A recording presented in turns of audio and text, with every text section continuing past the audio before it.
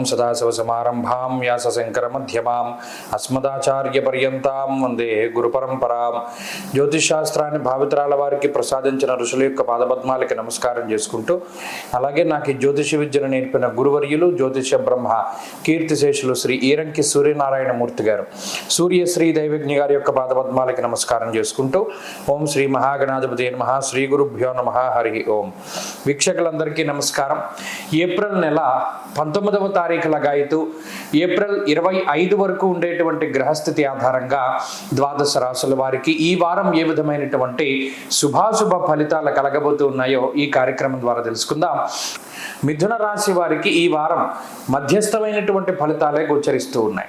ప్రత్యేకించి ఈ రాశి యందు సంచారం చేస్తూ ఉండేటువంటి గురుడు కొంత ఖర్చుని సూచిస్తూ ఉంటే, 12వ భావమందు ఉన్నటువంటి శుక్రుడు కూడా ఖర్చుని ప్రేరేపిస్తూ ఉన్నారు.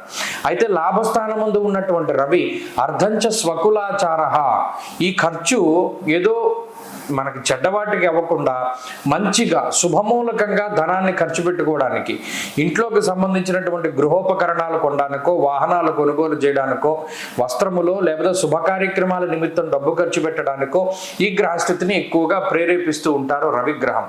మరీ ముఖ్యంగా జీవితంలో ఏదైనా సాధించాలి అనేటువంటి పట్టుదల కలిగి ఉన్నటువంటి మిథున రాశి వారికి ఒక మంచి గురువు దొరుకుతారు, ఒక మంచి గైడెన్స్ దొరుకుతూ ఉంటుంది, అలాగే ఒక ఆత్మవిశ్వాసం దొరుకుతుంది. మనం ఇక మీదట ఏదైనా చేయగలం అనేటువంటి భావన పెరుగుతూ ఉంటుంది.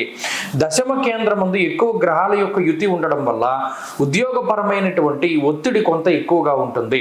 ఖచ్చితంగా ఈ సమయానికి ఈ పని పూర్తి చేయవలసినటువంటి పరిస్థితులు ఉంటాయి. ఉద్యోగపరంగా ఎక్కువ సమయాన్ని గడపడానికి అవకాశం ఉంటుంది.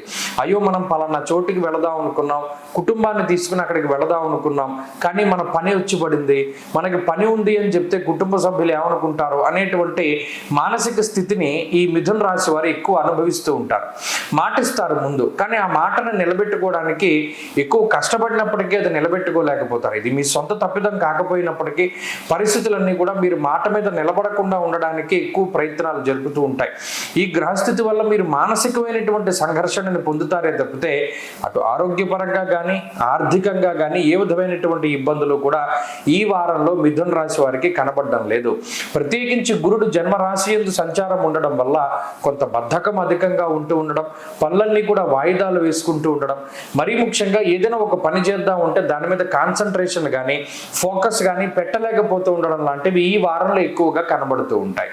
ప్రత్యేకించి ఈ వారంలో పసుపు రంగు వస్త్రములు ధరించినటువంటి వారి వల్ల ఉపకారం జరుగుతూ ఉంటుంది. మిథున రాశి వారి ఈ వారంలో మరింత అనుకూలమైనటువంటి ఫలితాలను సాధించడానికై శ్రీ గురు దత్తాత్రేయ స్వామి వారి యొక్క ఆరాధన చేస్తూ ఉండడం చెప్పదగినటువంటి సూచన. ఈ వారంలో కలిసి వచ్చేటువంటి రోజు ఆదివారంగా చెప్పవచ్చును. అదృష్ట సంఖ్య 6, అదృష్ట వర్ణము ఎరుపు. తదుపరి కర్కాటక రాశి.